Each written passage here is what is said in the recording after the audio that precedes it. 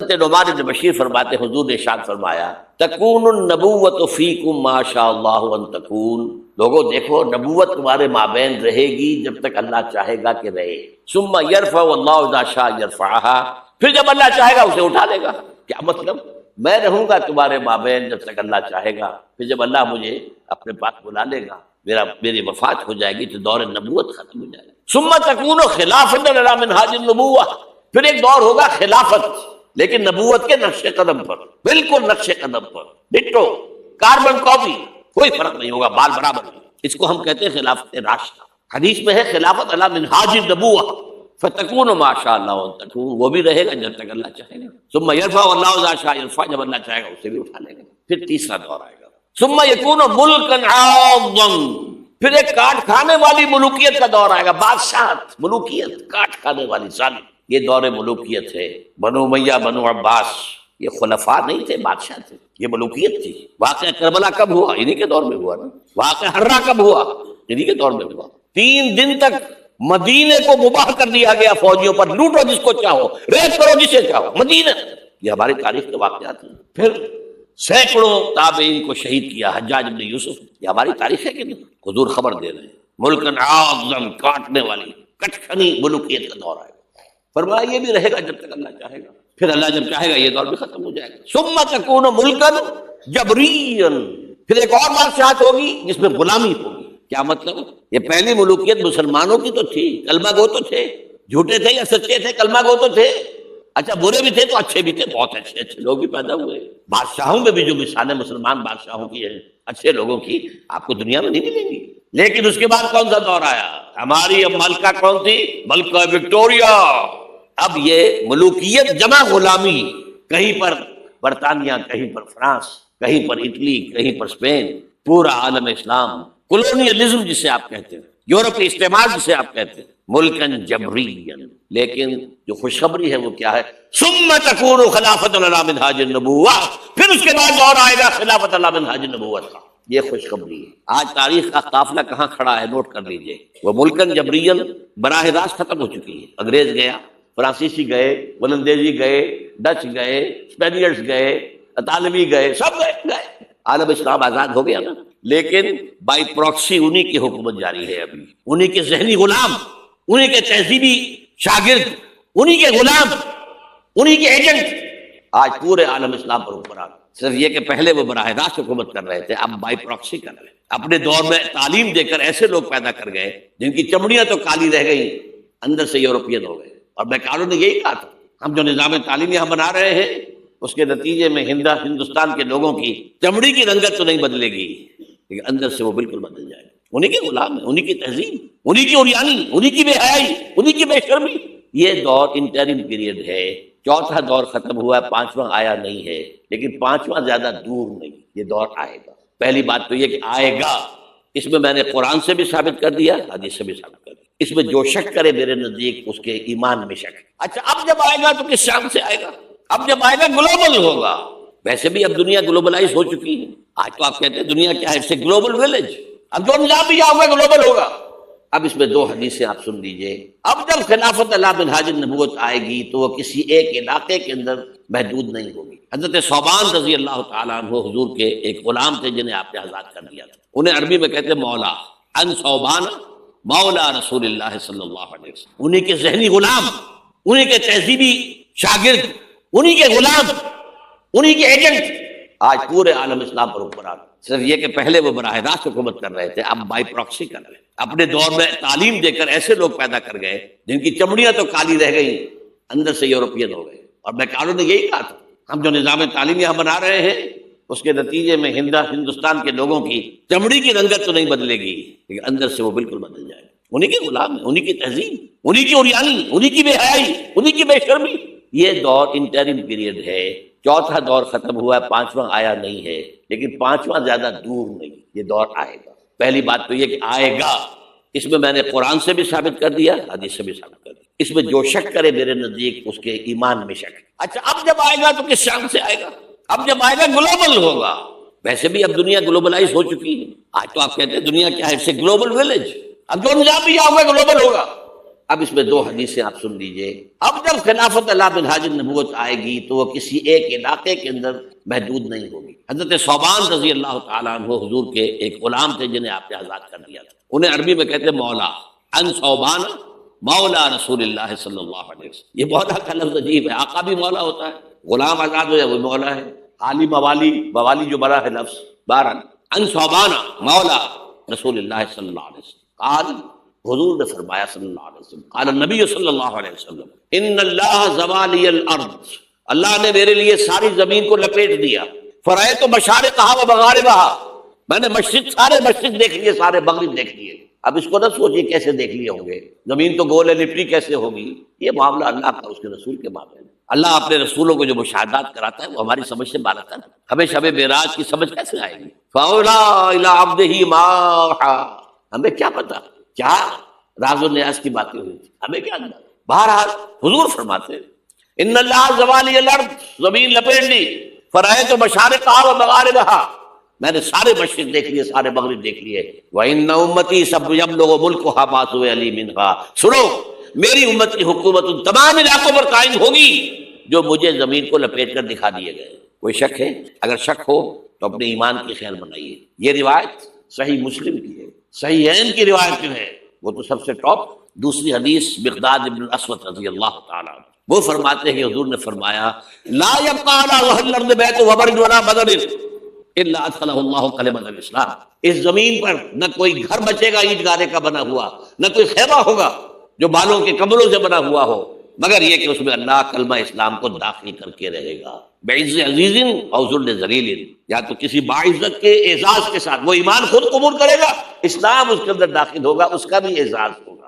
وَلِلَّهِ الْعِزَّةُ وَلِرَسُولِهِ وَلِلْمُؤْمِنِينَ وَلَكِنَّ الْمُنَافِقِينَ لَا يَعْلَمُونَ، اور جو نہیں اسلام قبول کرے گا اسے نیچے ہو کر رہنا پڑے گا۔ یؤتُوا الْجِزْيَةَ عَنْ يَدٍ وَهُمْ صَاغِرُونَ، انہیں اسلام کی سپریمیسی قبول کرنی پڑے گی۔ کوئی گھر نہیں بچے گا جس میں کہ اللہ کا کلمہ داخل نہ ہو۔ حضرت مقداد کہتے ہیں پھر میں نے اپنے دل میں کہا وَيَكُونُ الدِّينُ كُلُّهُ لِلَّهِ، یہ جو سورہ انفال میں الفاظ آئے ہیں، دین کل کا کل اللہ کے لیے ہو جائے تب تو یہ ہو جائے گا۔ اس خوشخبری کو سامنے رکھیے۔ حضور کا مقصد بعثت غلبہ دین، بھیجا گیا پوری نوع انسانی کے لیے۔ تکمیل اس وقت ہوگی جب پورے عالم انسانیت پر دین کا غلبہ ہو جائے، جیسے 1400 برس قبل عرب میں ہو گیا، اور یہ ہو کر رہے گا۔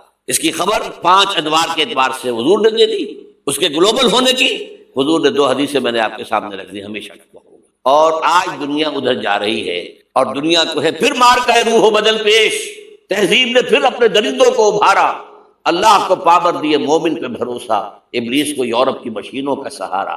امریکہ مشینوں کے بل پر کھڑا ہوا ہے، اس کی تہذیب ختم ہو چکی ہے۔ وہ جو اقبال نے 100 سال پہلے کہا تھا، دیار مغرب کے رہنے والوں، خدا کی بستی دکان نہیں ہے، کھڑا جسے تم سمجھ رہے ہو وہ اب ذرے کا معیار ہوگا، تمہاری تہذیب اپنے خنجر سے آپ ہی خودکشی کرے گی، جو شاخ نازک پہ آشیانہ بنے گا ناپائیدار ہوگا۔ اور آج کیا ہوا ہے وہاں؟ صدر امریکہ فرماتا ہے، کلنٹن، جو اس کا آخری state of the union address تھا آخری، القریب امریکی قوم کی اکثریت حرام زادوں پر مشتمل ہوگی۔ اس کے الفاظ کیا ہیں؟ Born without any wedlock, کوئی شادی کا بندھن نہیں ہے ماں باپ میں، اور بچے پیدا ہو رہے ہیں۔ ان کو آپ کیا کہتے ہیں؟ حرام۔ اب لوگوں کی اکثریت کو پتہ ہی نہیں ہمارا باپ کون تھا، جانتے نہیں۔ نتیجہ یہ نکلا ہے بالفعل کہ مجھے اسکول میں داخلے کے لیے فارم کبھی آپ نے پر کیا ہوگا اپنے بچے کے لیے، لے گئے آپ، اس کا نام یہ ہے، اس کے باپ کا نام یہ ہے، اس کی پیدائش یہ ہے، اس کا یہ ہے، اب وہاں باپ کا کھانا ہی نکال دیا، اسے پتہ ہی نہیں، ماں کا نام لکھ دیا۔ یہ تہذیب ہے۔ بہرحال دنیا ایک بہت بڑے تصادم کی طرف بڑھ رہی ہے۔ اب میں اس سے اگلی بات جو کہنا چاہتا ہوں اس کے لیے پہلے سے معذرت کر لوں، خوشخبری میں نے دی ہے تو بدخبری بھی مجھے دی۔ اس عالمی غلبہ اسلام سے پہلے ابھی امت مسلمہ کی بہت پٹائی ہونی ہے، بہت پٹائی ہونی ہے، بہت پٹائی۔ یہ میں نہیں کہہ رہا، حضور نے کہا ہے۔ کتاب الملاحم، احادیث کی کتابوں کے آخر میں یہ 4 ابواب جو آتے ہیں جن کو عام طور پر علماء بھی نہیں پڑھتے، اس لیے کہ ان سے کوئی فقہی مسئلہ تو نکلتا نہیں، ان سے کوئی شرعی حکم نہیں نکلتا، وہ تو پیشین گوئیاں ہیں۔ کتاب الفتن، کیسے کیسے فتنے اٹھیں گے، کتاب الملاحم، کیسی کیسی جنگیں ہوں گی، کتاب اشراط الساعہ، قیامت کی علامات کیا ہوں گی، کتاب علامات القیامہ، یہ کیا ہوں گے۔ ان ابواب کو پڑھیے تو آپ کو معلوم ہوگا اس دور کے آنے سے پہلے ابھی امت مسلمہ پر اللہ کے عذاب کے بہت سخت کوڑے پڑ رہے۔ معافی چاہتا ہوں، اگر رسولوں کی شان یہ تھی کہ وہ مبشر بھی تھے اور نذیر بھی تھے تو میں بھی ایک ادنا غلام انہیں کا ہوں۔ میں جو کہہ رہا ہوں قرآن حدیث سے کہہ رہا ہوں۔ یہ عذاب کیوں آئے گا؟ امت مسلمہ بحیثیت مجموعی اللہ کے نکاح میں مجرم، بہت بڑی مجرم۔ کیوں؟ 1 انچ زمین دنیا میں نہیں دکھا سکتی جہاں اللہ کا دین قائم ہو۔ یہ مذہب ہے، مسجدیں ہیں، حج ہے اور عمرے ہیں، یہ مذہب ہے۔ دین کہاں ہے؟ اللہ کا نظام کہاں ہے؟ دین حق کہاں ہے؟ وہ نظام عدل کہاں ہے؟ وہ نظام سیاست کہاں ہے؟ وہ قانون شریعت کہاں ہے؟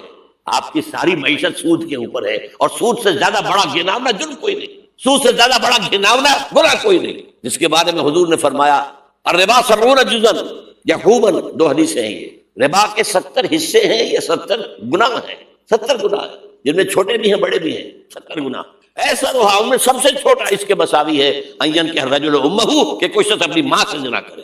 سنن ابی داؤد کی روایت ہے، سن لیجیے، پڑھ لیجیے۔ سارا نظام آپ کا کہاں ہے؟ تجارت ہو تو اس پر ہے، زراعت ہو تو اس پر ہے، بیج لیا تھا تو سودی قرضے پہ لیا تھا، اس کے بعد جو اس کے لیے کھاد خریدی تھی سودی قرضے پہ خریدی تھی، پیسٹیسائڈ خریدے تھے سودی قرضے پہ خریدے تھے، اس کے بعد اگر کوئی ہارویسٹر لیا ہے، کوئی اور لیا، ٹریکٹر لیا تو سودی قرض، سود، ہر دانے گندم میں سود ہے۔ کوئی شخص بچا ہوا نہ میں بچا ہوا نہ بچے ہوئے، کوئی بچا ہوا، سارا کاروبار، ساری سمت و حرفت، ساری حکومت، پوری حکومت، پوری قوم سود کے اندر جکڑی ہوئی۔ ایک شخص، کہاں ہے اسلام؟ آپ میری بات سمجھ لیجئے، اسلام کے 2 حصے کر لیجئے، اسلام بطور مذہب، اسلام بطور دین۔ اور یہ تو آپ قرآن پڑھتے ہیں، پورے قرآن میں مذہب کا لفظ تو آیا ہی نہیں ہے، حدیث کے ذخیرے میں بھی میری امکان، میرے معلومات کے تک کہیں نہیں ہے۔ یہ مذہب تو ہمارے یہاں استعمال ہوتا تھا فقہوں کے لیے، مذہب حنفی، مذہب مالکی، مذہب شافعی، مذہب حنبلی، اب ایک مذہب سلفی اہل حدیث حضرات کا ہو گیا ہے، مذہب ظاہری، بعض مذہب جعفری، یہ فقہوں کے لیے تھا۔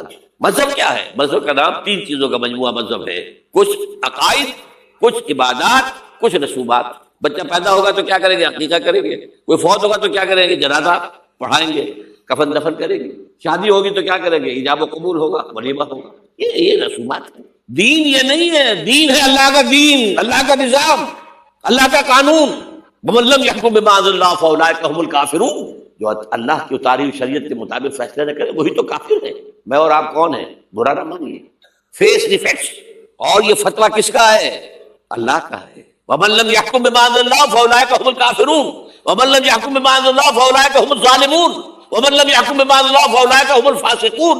3 فتوے ہیں اس مفتی اعظم کے، جو ہماری اتاری ہوئی شریعت کے مطابق فیصلے نہیں کرتے وہی تو کافر ہیں، وہی تو مشرک ہیں، وہی تو فاسق ناہنجار ہیں، باغی۔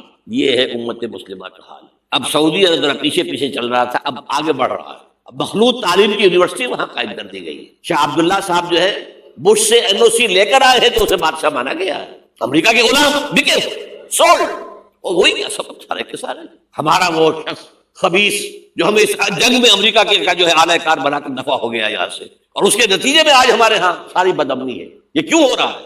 جنگ تو امریکہ کی ہے، آج ہمیں بابر کرا دیا گیا ہماری جنگ ہے، یہ امریکہ کی سب سے بڑی کامیابی ہے۔ ہماری جنگ کیسے ہے بھائی؟ یہ جنگ 2001 میں شروع ہوئی تھی، سب سے پہلے حملہ افغانستان میں کیا گیا تھا، ہم سے مدد مانگی تھی کہ ہماری مدد نہیں کرو گے تو ہمارے دشمن ہو۔ تو جنگ ان کی تھی کہ ہماری تھی؟ ہماری جنگ ہوتی تو ہم مدد مانگتے کسی سے۔ نہ کوئی جرم ثابت تھا اسامہ کا، نہ کوئی جرم ثابت تھا طالبان کا، جرم ایک ہی ہوا تھا کہ کچھ شریعت محمدی نمایاں ہو رہی تھی، اس کی برکات کا ظہور ہو رہا تھا۔ 90% عراق کے اندر امن قائم ہو گیا۔ یہ بات کہی اقبال نے 1936 میں، ان کی آخری نظموں میں سے ہے ابلیس کی وجہ سے شورا۔ اس میں ابلیس کہتا ہے کہ نہ مجھے جمہوریت سے کوئی ڈر ہے، میرا اپنا بنایا ہوا نظام ہے، وہی شیطانی نظام ہے۔ یہ ہم نے خود شاہی کو پہنایا جمہوری لباس، جب ذرا آدم ہوا ہے خود شناس و خود نگر۔ نہ اشتراکیت سے مجھے کوئی ڈر ہے، کب ڈرا سکتے ہیں مجھ کو اشتراکی کوچا گھر؟ یہ پریشان روزگار آشفتہ باغ آشفتہ ہوں ہے، اگر کوئی ڈر خطر مجھ کو تو اس امت سے ہے۔ اس کی خاکستر میں ہے اب تک شرار آرزو، اس کے انگارے اوپر سے اس کے اوپر راکھ آ گئی ہے، نظر نہیں آ رہا، اندر آگ دہک رہی ہے، ان کے دلوں کے اندر آگ دہک رہی ہے۔ اصل حاضر کے تقاضاؤں سے ہے، لیکن یہ خوف ہو نہ جائے آشکارا شر پیغمبر کہیں، وہ شر پیغمبر ابھر کر افغانستان میں سامنے آ رہا ہے۔ بلینز آف ڈالرز جو ہے امریکہ دیتا ہے، افغانستان میں افیون کی کاشت بند نہیں ہوتی، اور ملا عمر کا ایک حکم اور کاشت زیرو ہو گئی۔ انہوں نے کہا یہ تو ہمارے لیے انتہائی بڑا خطرہ ہے، یہ نظام اگر ظاہر ہو گیا دنیا پر، اگر یہ ابھی کلی ہے، کھل گئی، پھول بن گئی تو کیا ہوگا؟ یہ شیطنت ختم ہو جائے گی۔ اس لیے تہس نہس کیا افغانستان، وہ جنگ ہے۔ اب وہاں سے جو لوگ بھاگ کر آ گئے تھے ہمارے قبائلی علاقوں میں آ کر آباد ہو گئے، کیونکہ خود امریکہ لے کر آیا تھا انہیں۔ جب روسیا کے خلاف جنگ ہو رہی تھی تو جہاد جہاد جہاد کا غلغلہ بلند کر کے یہ اسامہ ابن لادن خود امریکہ کا ایجنٹ تھا اس وقت، عمر عبد الرحمان امریکہ کا ایجنٹ تھا، ایک اور ایجنٹ کس کام کے لیے تھے؟ عبدالعظام، یعنی وہ لے کر آ رہے تھے مسلمانوں کو، مجاہدین کو، وہ خلوص کے ساتھ کام کر رہے تھے کہ یہاں اسلام آئے گا، اس جہاد کے نتیجے میں اسلامی ریاست قائم ہوگی، اسلام کا غلبہ ہو جائے گا، آؤ آؤ آؤ۔ امریکہ نے اپنا کام نکلوایا، اپنے دشمن کا تہس نہس کرایا تو بھاگ گیا، اور اب ان کے خلاف اور ہمارے لوگوں نے پکڑ پکڑ کر لوگ دیے، پیسے کمائے، ارب ڈالر لیے، ایک ایک کے سر کی قیمت کہاں گئی؟ وہ جو آئی تھی کہاں گئی؟ وہ واپس امریکی بینکوں میں پہنچ چکی ہے۔ یہ طوفان ہے اس وقت جو ہمارے سر پر کھڑا ہے۔ جو میں نے کیا بات کہی ہے نوٹ کر لیجئے، ہم بحیثیت مجموعی اللہ کے مجرم ہیں، باغی ہیں۔ کیوں؟ ہم نے کلونیلزم سے آزاد ہونے کے بعد، جب تک انگریز تھا ہم کہتے تھے ہم کیا کریں، ہم تو مجبور ہیں۔ کہیں فرانسیسیوں کی حکومت تھی، کہیں ولندیزیوں کی تھی، کہیں ہسپانویوں کی تھی، کہیں اطالویوں کی تھی، کیا کریں؟ جب وہ سارا پردہ ہٹا دیا، کسی ملک نے قرآن کو اپنا امام نہیں بنایا، اللہ کی طرف رخ نہیں کیا۔ کسی نے رخ کیا ماسکو کی طرف، جمال عبد الناصر ہو یا وہ جو شام کا ہوتا تھا حافظ الاسد، ان کا کدھر تھا قبلہ؟ ماسکو، اور یا باقی سب کا واشنگٹن۔ ہم مجرم ہیں۔ اب ان مجرموں میں بھی ایک ذرا تجزیہ کرنا پڑے گا، کون زیادہ بڑا مجرم؟ یہ جو ہماری کوئی 150 کروڑ 1.5 ارب مسلمان ہیں، ان کا تجزیہ کر لیجیے، 30 کروڑ کے قریب عرب ہیں، یہ امیین، جن کا حضور نے کہا کہ تمہاری طرف خاص طور پر بھیجا گیا، انی لرسول اللہ علیکم خاصۃً۔ ان کو کتنا بڑا مقام ملا کہ محمد ان میں سے تھے صلی اللہ علیہ وسلم، یہ رتبہ بلند ملا جس کو ملا۔ ہاشمی تھے کہ نہیں تھے؟ قرشی تھے کہ نہیں تھے؟ اور نمبر 2، ان کی زبان میں اللہ کا کلام ہے۔ ہم تو کیسے پڑھیں اللہ کا کلام؟ عربی سیکھیں، گرامر سیکھیں، گردانے رٹیں، چٹائی توڑ تعلیم حاصل کریں تو قرآن پڑھیں۔ ان کی تو مادری زبان میں ہے۔ پھر انہوں نے امام نہیں بنایا تو سب سے بڑے مجرم وہ ہیں۔ باقی جو 120 کروڑ ہے ان میں نمبر 2 ٹاپ کا مجرم مسلمانوں نے پاکستان۔ وائی تم نے ایک ملک کی تقسیم کرائی، ہم سے دعائیں کی تھی کہ اللہ انگریز کی غلامی سے نکال کر ہمیں ہندو کی غلامی محمد دے دے، اللہ ہمیں ایک آزاد ملک دے دے، علیحدہ ملک دے دے، اللہ تیرے دین کا بول بالا کریں گے، تیرے دین کا نمونہ دکھائیں گے دنیا کو۔ یہ علامہ اقبال کا خواب تھا جو 1930 میں انہوں نے دیکھا تھا۔ ایک تو یہ کہ ہندوستان کے شمال مغرب میں ایک آزاد اسلامی ریاست قائم ہوگی، آزاد مسلمان ریاست۔ وہ تو 17 سال کے بعد ہو گئی، 37 کا خطبہ تھا، 47 میں قائم ہو گئی۔ دوسرے یہ کہ اگر ایسا ہو گیا تو ہمیں موقع مل جائے گا کہ اسلام کے چہرے پر جو داغ دھبے عرب ملوکیت، عرب امپیریلزم، شہنشاہیت کے دور میں آ گئے تھے، اب دنیا تو دیکھتی ہے نا بنو امیہ کا دور کیسا تھا۔ آخر ہماری تاریخی کا داغ ہے نا، واقعہ کربلا کس کا داغ ہے؟ واقعہ ہرا کس کی تاریخ کا داغ ہے؟ ہمارے چہرے کا داغ ہے نا، تاریخ تو ہماری ہے۔ ہم یہ چہرے پر، اسلام کے چہرے سے یہ داغ دھبے دھو کر اصل اسلام اور اس کا عہد حاضر کے تقاضوں کے مطابق ایک نظام قائم کر کے دنیا کو دکھائیں گے، ایک مثال ہوگی۔ اور قائد اعظم نے کہا تھا یہ ایک روشنی کا مینار ہوگا۔ But we went back upon our promise، ہم نے اللہ سے وعدہ، اللہ نے کہا ٹھیک ہے لو۔ سورہ اعراف میں ذکر ہے حضرت موسیٰ کی آمد کے بعد کہا تھا بنی اسرائیل نے، اے موسیٰ ہم پر تو تمہارے آنے سے پہلے بھی ظلم ہو رہا تھا اور تمہارے آنے کے بعد بھی ہو رہا ہے، تمہارے آنے سے ہمیں تو کوئی حاصل ہوا نہیں۔ سورہ اعراف میں ان کا قول ہے عصیٰ ربکم ان یہلک عدوکم ویستخلفکم فی الارض فینظر کیف تعملون۔ قریب ہے کہ تمہارا رب تمہارے دشمن کو ہلاک کر دے، فرعون اور لاؤ لشکر کو غرق کرے، تمہیں دنیا میں حکومت دے، پھر دیکھے گا تم کیا کرتے ہو۔ اللہ نے ہمارے دشمن کو قتل کیا ہے۔ گاندھی کے لیے یہ موت سے کم بات نہیں تھی، کانگریس کے لیے یہ موت سے کم بات نہیں تھی۔ بھارت ماتا کے ٹکڑے، کچھ دنوں پہلے گاندھی نے کہا تھا میری لاش کے اوپر پاکستان بن سکتا ہے، بنا؟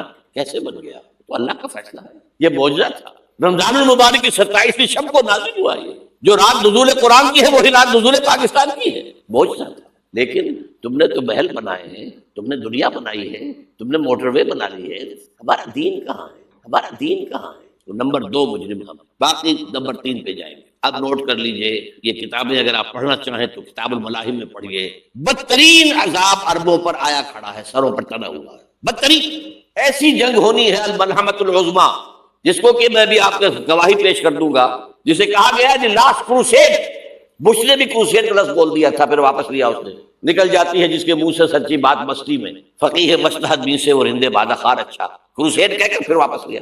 یہ کروسیڈ، اس کے اوپر جس قدر نقصان ہونا ہے عربوں کا، گریٹر اسرائیل بنے گا، یہ عراق، شام، اردن، سعودی عرب کا کچھ شمالی علاقہ، ترکی کا جنوبی علاقہ، مصر کا صحرائے سینا اور اس کے ساتھ ہی جو بہترین اس کا زرخیز ترین علاقہ ڈیلٹا آف نائل، یہ سب یہودیوں کے قبضے میں جائیں گے۔ اس کو حدیث میں کہا گیا الملحمۃ العظمیٰ، عیسائی 80 علم لے کر اے مسلمانوں تم پر حملہ آور ہوں گے، اور ہر علم کے نیچے 12,000 فوج ہوگی، 9.5 لاکھ فوج۔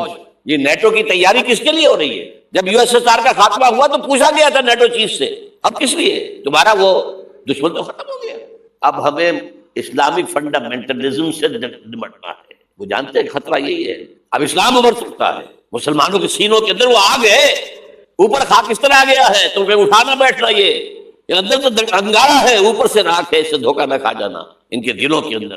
اور بش نے کہا تھا مسلمان چاہتے ہیں کہ ہسپانیہ سے لے کر انڈونیشیا تک نظام خلافت قائم کریں، اور میں حیران ہوا تھا کہ اس کمبخت کو ہسپانیہ کا خیال کیسے آ گیا؟ ہمیں تو کبھی آتا ہی نہیں، ہم تو بھول گئے، وہ تو 500 برس پرانی بات ہے جبکہ وہاں سے ہمیں نکال دیا گیا تھا۔ اگرچہ اقبال نے کہا تھا ہے ارض فلسطین پہ یہودی کا اگر حق، ہسپانیہ پر حق نہیں کیوں اہل عرب کا؟ ہسپانیہ میں تو 800 سال حکومت کی مسلمانوں نے، اور ابھی 500 برس سے گزرے ہیں نا۔ یہودی تو ارض مقدس سے 2000 سال نکالے گئے، انہیں لا کے آباد کیا گیا، عربوں کے سینے میں خنجر بھونک دیا گیا۔ وہ چھوٹا سا ملک جو چاہتا کرتا، کوئی پوچھنے والا نہیں۔ امریکہ جیسے اپنے بیٹے کی حفاظت کرے ویسے کرتا ہے۔ اور حضور نے فرمایا ہے وہ جنگ جب ہوگی تو ایک باپ کے اگر 100 بیٹے ہوں گے تو 99 ختم ہو جائیں گے، ایک بچے گا۔ یہ حدیث ہے، حدیث ہے صحیح۔ اور آپ نے فرمایا ویل للعرب من شر قد اقترب، عربوں کے لیے ہلاکت ہے، عربوں کے لیے بربادی ہے اس شر سے جو قریب آ چکا۔ اور آج جس طرح انہوں نے ان کی تہذیب کو اختیار کر لیا ہے، دبئی جا کر دیکھیے، بدترین مغربی معاشرہ جو ہے وہ دبئی کے اندر ہم نے قائم کر کے دکھا دیا۔ اب سعودی عرب اس راستے پر بڑھ رہا ہے، اور اس کے بعد نمبر 2 پر جو ہے ہم پاکستانی ہیں۔ لیکن میں اس کے وہ پہلی بات جو کہہ رہا ہوں وہ تو یقینی ہے، اس میں تو احادیث صحیحہ موجود ہے۔ اگرچہ اس کے بعد پانسا پلٹے گا، پھر حضرت مہدی کا ظہور ہوگا، حضرت عیسیٰ کا نزول ہوگا، اور وہ گریٹر اسرائیل گریٹر گریو یارڈ بنے گا یہودیوں کا، ایک ایک یہودی قتل ہوگا اور دفن ہوگا۔ یہ بات میں ہونا ہے، میں پہلی بات بات کر رہا ہوں۔ وہ پانسا پلٹے گا جب پلٹے گا۔ ابھی جو سامنے ہے وہ کیا ہے؟ جس ملحمۃ العظمیٰ کہا حضور نے، جسے آرمگیڈون کہتے ہیں عیسائی۔ آرمگیڈون کی اگر کہیں جا کر آپ دیکھیں گے، آپ ڈکشنری میں مانی تو کیا لکھا ہے؟ A very big war which will be fought between the forces of evil and good before the end of this world۔ اس دنیا کے خاتمے سے پہلے خیر اور شر کی قوتوں کے درمیان بہت بڑی جنگ ہوگی۔ ارمجدون اسے کہتے ہیں عربی میں، اور ارمگیڈون اسے کہتے ہیں انگریزی کے اندر، اور یہ بائبل کی آخری کتاب کے اندر ہے، جو اس میں کہ مکاشفات یوحنا، ریولیشنز آف سینٹ جان۔ یہ تو میں کہہ رہا ہوں یقین کے ساتھ، اور زیادہ دور نہیں آیا چاہتا ہے، اس لیے کہ یہودیوں کا اور عیسائی جو کنزرویٹوز ہیں، نیو کنزرویٹوز، ان کا 5 نکاتی ایجنڈا ہے متفق علیہ، جس کے تحت یہ جنگ صلیبی شروع کی گئی ہے۔ وہ سن لیجئے آپ، آرمگیڈون نمبر 1، گریٹر اسرائیل قائم ہو جانا اس کے نتیجے میں نمبر 2، مسجد اقصیٰ اور قبۃ الصخرہ کو گرانا نمبر 3، وہاں تھرڈ ٹیمپل، وہ مسجد جو حضرت سلیمان نے بنائی تھی 1000 قبل مسیح میں، پھر برباد کی تھی نبوکدنضر نے، دوبارہ بنائی گئی، پھر دوبارہ ختم ہوئی 70 عیسوی تک گری پڑی ہے۔ ان کا خانہ کعبہ گرا ہوا ہے 70 عیسوی سے لے کر آج تک۔ ایک دیوار ہے ویلنگ وال، جہاں جاتے ہیں، روتے ہیں، پیٹتے ہیں، ماتم کرتے ہیں، وہاں وہ بنے گا تھرڈ ٹیمپل۔ اور نمبر 4، اس میں لا کر رکھا جائے گا تخت حضرت داؤد کا۔ یہ تخت کہاں ہے اس وقت؟ یہ لندن شریف کے اندر، جو ان کی پارلیمنٹ کا جو چرچ ہے، ویسٹ منسٹر ایبے، اس میں رکھا ہوا ہے۔ ایک پتھر تھا جس پر بٹھا کر حضرت داؤد کی تاج پوشی ہوئی، پھر حضرت سلیمان کی ہوئی، پھر وہ پتھر رکھ دیا گیا جب حضرت سلیمان نے بنایا ہیکل مسجد اقصیٰ، وہاں رہا وہ۔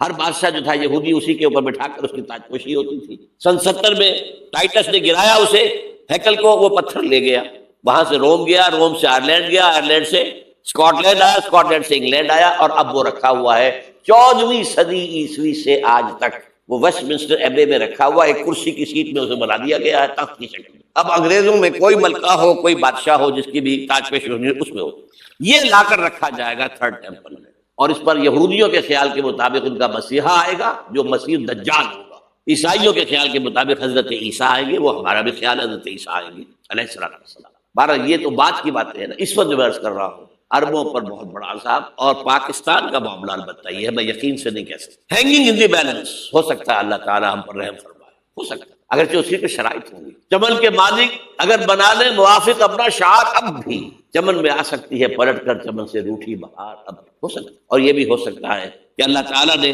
معجزانہ طور پر ہمیں ملک دیا، ہم نے اللہ سے باقاعدگی کی، وعدہ خلافی کی، غداری کی، نازا سودا دی جائے اور ہم سے یہ ملک چھین لیا جائے. It's just possible. دور نہ سمجھے اسے، انہونی بات نہ سمجھے. جو گھیراؤ ہو رہا ہے آپ کے مغرب میں نیٹو فورسز اور مشرق میں بھارت فورسز، بھارتی فورسز گدھوں کی طرح بیٹھے ہوئے انتظار کر رہے ہیں پاکستان اور ڈسٹیبلائز ہو جائے، یہاں اور بدامنی ہو جائے.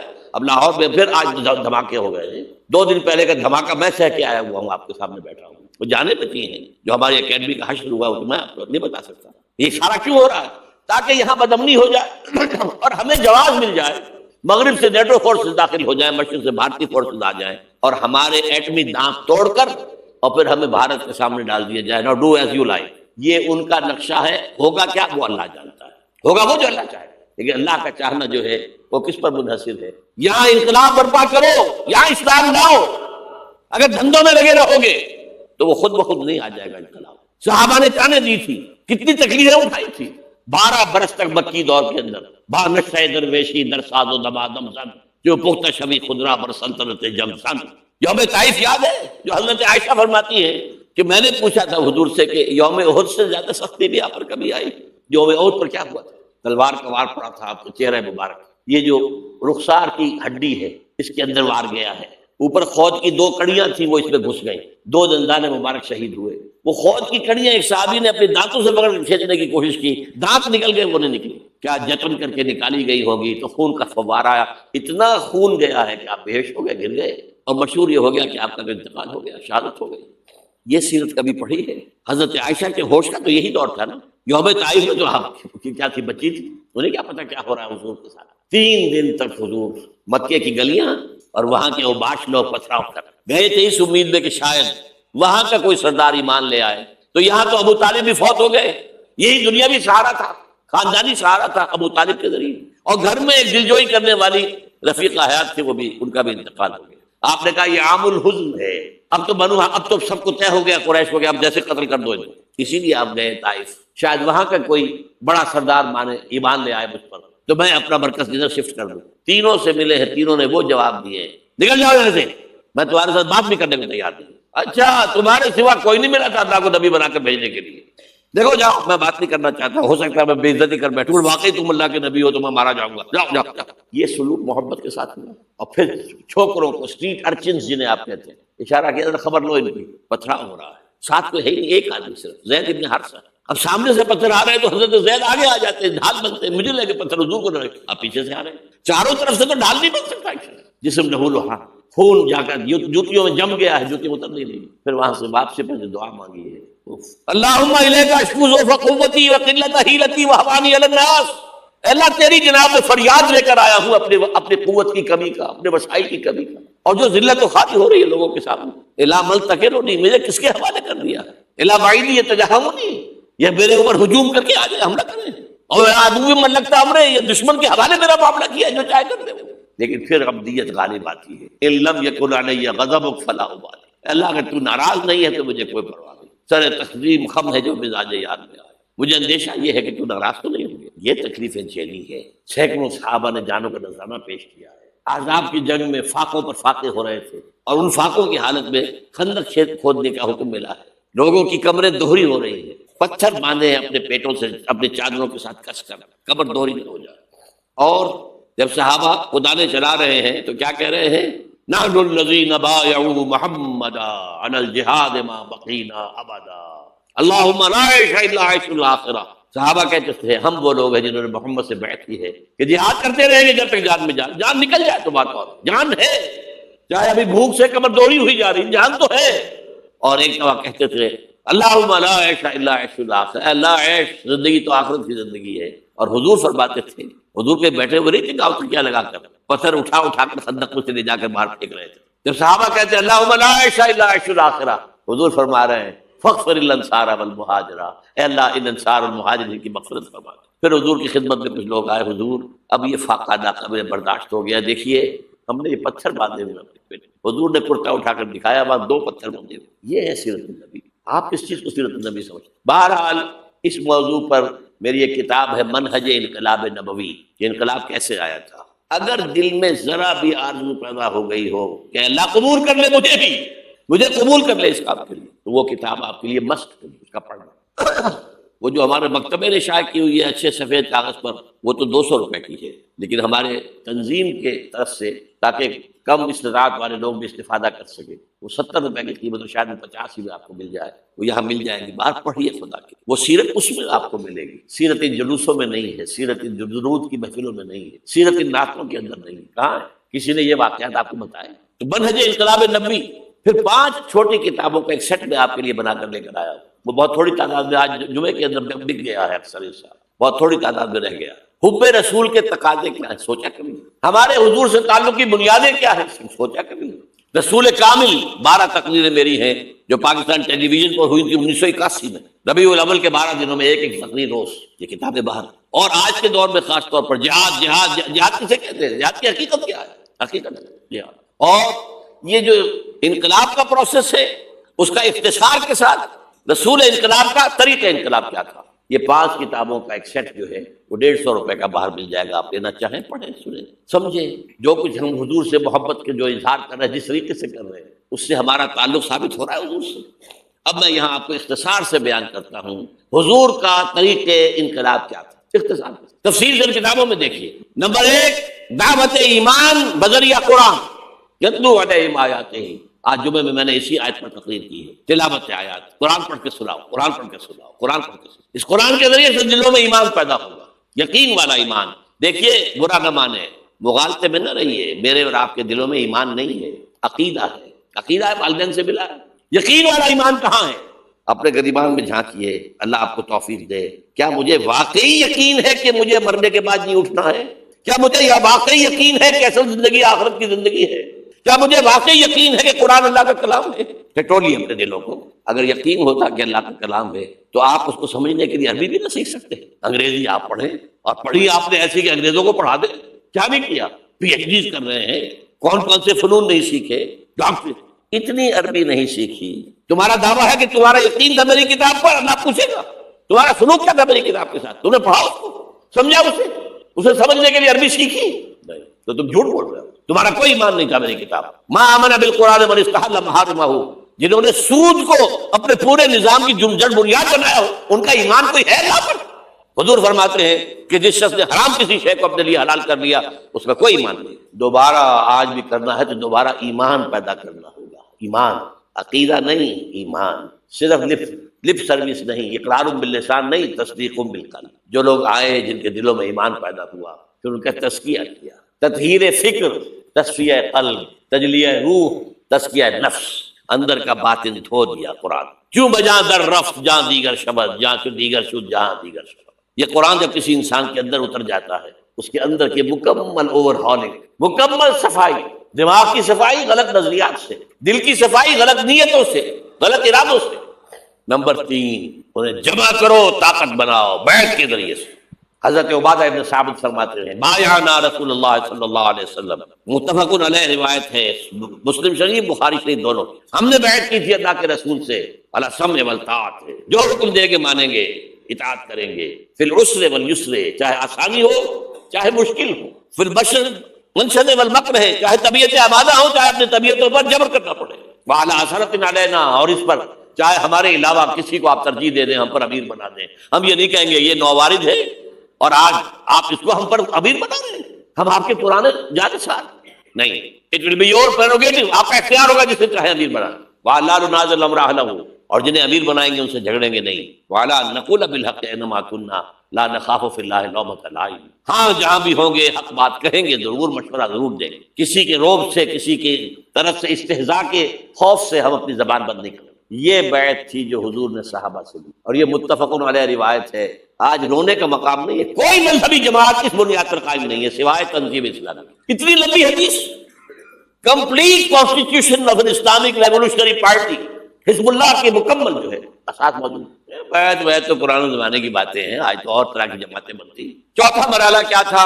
جب تک طاقت کافی نہ ہو، تمہیں ستائیں تو مار کھاؤ، جوابی کارروائی کوئی نہ کرنا، you have to buy time, ابھی تمہاری تعداد بہت کم ہے، اگر تم وائلنٹ ہو جاؤ گے ختم کر دیے جاؤ گے، کچل دیے جاؤ گے، چاہے وہ تمہارے ٹکڑے کر دیں، کوئی جوابی کارروائی نہیں۔ خباب بن الارض رضی اللہ تعالیٰ عنہ کا واقعہ تو اہم ہے نا، آج میں جمعے میں بھی سنا چکا ہوں، بلایا گیا، آؤ خباب، آ گئے، ان کی نگاہوں کے سامنے دہتے ہوئے انگارے زمین پر بچھائے گئے، اتارو کرتا، اتار دیا، لیٹ جاؤ ان پر، لیٹ گئے، کھال جلی چربی پگھلی انگارے ٹھنڈے ہوئے۔ اب ایسا شخص سوچئے اگر اسے اجازت ہو تو دو چار کو مار کر مرے گا نا، مجھے روسٹ کرنے چلے ہیں، یہ زندہ کباب بنانے چلے ہیں، ڈیسپریٹ انسان ایک دو کو مار کر مرتا ہے، اجازت نہیں، کفو ہے دیا کو ہاتھ رو کے رکھے۔ یہ سیرت کی چیزیں، یہ موتی کہاں سے ملیں گے آپ؟ منہج انقلاب نبوی ضرور پڑھیے، اعلیٰ ایڈیشن لیجیے، اللہ ہمت دے، سفید کاغذ مضبوط، یہ چھپا ہوا ہے اس پر، نیوز پیپر پر سستا ہے، بہرحال وہ پڑھیں، علم تو ملے گا نا۔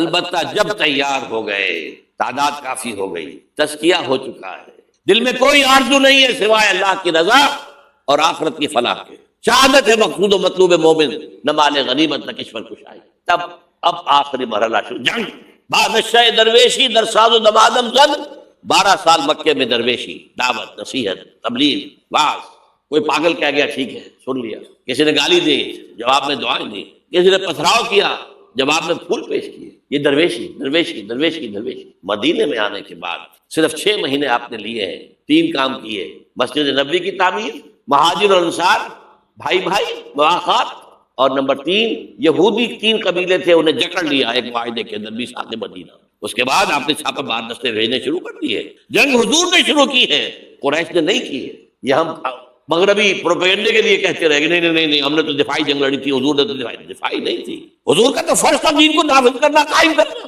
اور باطل نظام کے سردار تو بیٹھے مکے کے اندر، فقاتلوا اولیاء الکفر، یہ جو اولیاء ہے ائمۃ الکفر، قاتلوا ائمۃ الکفر، یہ سب کچھ تھا۔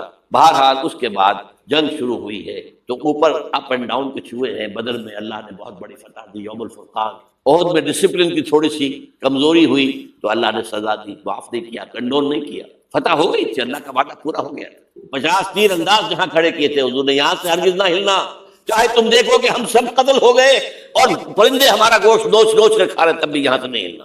لیکن وہاں کیا ہو گیا ڈفرنس آف اوپینین، کہ وہ تو حضور نے شکست کی صورت میں کہا تھا نا، یہ تو فتح ہو گئی ہے، لیکن جو لوکل کمانڈر تھے وہ کہتے ہیں مت ہلو مت ہلو مت ہلو، چھوڑ کر چلے گئے، 50 میں سے 35 چلے گئے، 15 رہ گئے۔ وہ خالد بن ولید کی وہ قابی آنکھ نے۔ السلام علیکم ورحمۃ اللہ وبرکاتہ۔ ہمارے اس نئے channel internal faith without music کو سبسکرائب کریں، آپ کا شکریہ۔